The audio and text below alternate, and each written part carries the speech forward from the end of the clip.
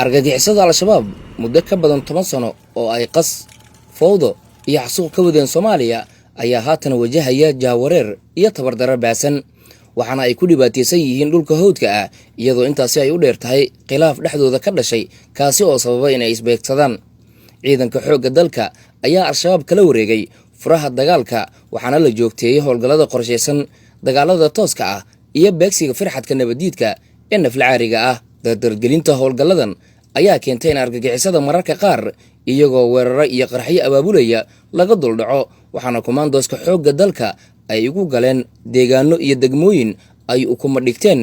sida Bu'aale, Jilib, Saakow, Toorotorow, Mubaarag, Kuntuwaare iyo deegaano kale. Horjoogayaashii ugu badnaa al-shabaab iyo maleeshiyad ayaa isku soo dhiibay ciidanka xoogga kadib cadaadis xooggan oo la saaray iyagoona si isku mid ah inoogu sheegay in saaxiibadii ay ka soo tageen xaaladda ay ku xun tahay. Sanadihii dambe oo la kordhiyay beegsiga argagixisada waxaa la qaarijiyay inta badan raggii tiirarka ama lafdhabarta u ahaa jiritaankooda waxaana ugu dambeeyay oo gacanta geesiyaasha komaandooska ku baxay horjooga Cali Garweyne madaxii maaliyadda ee gobolka Jubbada Hoose dhagarqabe Ismaaciil Siidow oo Shabeellaha Dhexe u qaabilsana iyo Cabdiraxmaan Cabdalla Abu Ayman. Gulaha ciidanka ee uu gaaray muddadii u dambeysay ayaa timid kadib markii dowladda Soomaaliya ay dadaal iyo juhdi ku bixisay dhismaha iyo tayeenta ciidanka qaranka iyadoona la joogteeyay xuquuqda ciidanka.